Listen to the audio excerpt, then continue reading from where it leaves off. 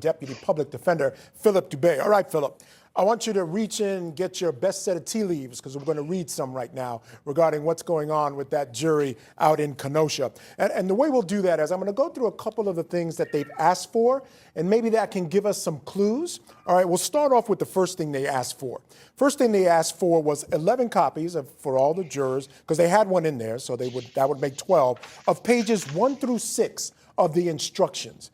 Now, we talked about the definitions, how difficult they can be sometimes. On these pages were essentially the definitions of reasonableness, the duty to retreat, the provocation instruction, and the self-defense instruction. So just begin there. What does that tell us about what they were thinking or why they needed to see those particular pages? Well, first of all, Michael, it's like being with a group at a restaurant and the darn waiter gives the entire table one menu to share. Okay? It goes back to what we were talking about earlier. This stuff is so hard to absorb and to truly understand. To ask for extra copies, I think, is just sort of a basic fundamental request that everybody can have a copy in front of them so that they can all concentrate together. So that, standing alone, I think makes complete sense. Now, regarding the instructions, it sounds like this jury is very decisively and attentively paying attention to the defense. They want to see if Kyle Rittenhouse acted reasonably under the circumstances. And it sounds like they are analyzing the black letter law to self-defense and want to make sure that they give Kyle every reasonable doubt, if you will, and see if the prosecution has proven each and every one of these, crimes of violence to the jury beyond a reasonable doubt. And we will see what their decision is as to whether or not Kyle met his burden. All right, fair enough. I tend to agree with you there. Let's go now to 4 and 5, the question they asked, which I think supports what you're talking about. The fourth question they wanted to view the video starting with Mr. Grosskreuz's interview with Mr. Rittenhouse, I'm sure you folks remember that, to 10 seconds after Mr. Grosskreuz's shooting. And what they wanted it in regular and slow motion. Let's go to number 5 real quick. Number 5 was also prepare Mr. Rosenbaum's shooting video, the FBI aerial with all the persons of interest marked. They wanted the drone video as well, zoomed in large before and after. Mr. Rittenhouse put down the fire extinguisher, the full event, one video in regular and slow motion. So when you look at it within the context of what you were talking about, that first page with those definitions and that video, that sounds exactly like what they're doing. That's exactly what they're doing. Regarding Grosskreutz, they wanted like a 10-second sort of delay or lag after the actual shooting.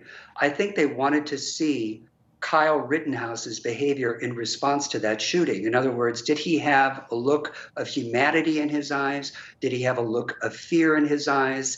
Did he have a hard time absorbing what he had just done and then left the scene? I think the jury is just trying to read his mind by seeing what he did after the fact, because after all, actions do speak louder than words, right?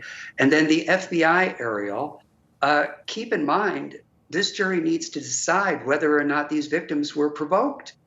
And ultimately, the evidence was all over the place as to whether or not Kyle was, in fact, the initial aggressor, the instigator, the inciter, if you will, of all this tumult, this insurrection.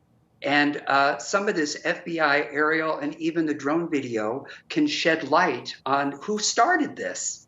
But we'll see just how clear and or grainy or blurry this footage is for the jury. But I think they wanted to have it up close so they could have it right there in the jury room and look at it individually or even in a group setting.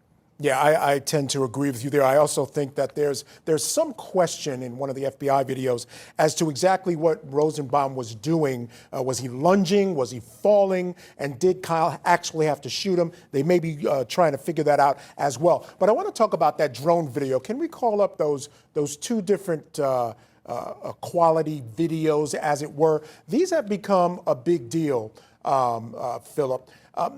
It's the subject of a motion for a mistrial, actually with prejudice. The defense is claiming that this drone video that they got is a much worse quality.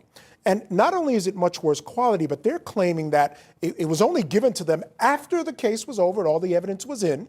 That's second. And then third, they said, well, if we had had the clearer video, we might have gone with a different defense.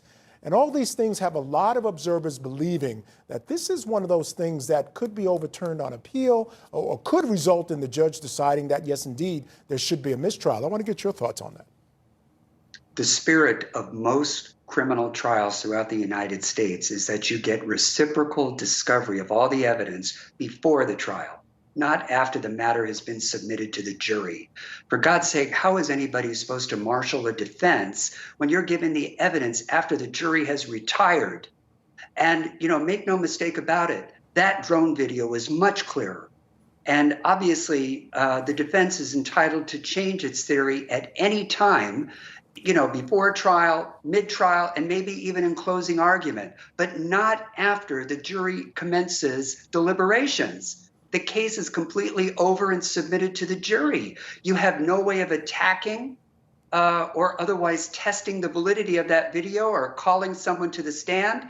I think the best case scenario would be to ask the judge to see if he'll order deliberations to stop so that they can reopen the defense case. But then what? Who on earth has time to go in and get a video enhancement expert to look at this? It could take weeks, if not months.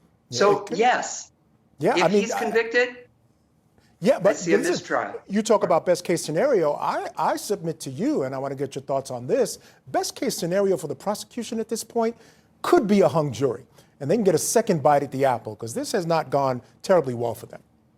No, and this jury has been out far too long to say that this is a slam dunk for them. They are obviously struggling with this evidence. And I will say this, though. I really appreciate the fact that they are asking for the evidence. They're not just phoning it in. They're not just talking. It sounds like they're also really looking at some of the physical and tangible evidence that was introduced. And that's their job. So it may take hours. They might have to go back and replay it time after time after time, till each juror is satisfied that they understand what, if anything, it's depicting. It's interesting. It could be playing out. We've seen outside of the courtroom this divisive nature of this case. Pretty much people stuck in the sand on either side, almost a 50% split. That could be what's going on in the courtroom, in the deliberating room. We just don't know. All right, Philip, stand by. It's time for us to take a break. Coming up next, we go back to the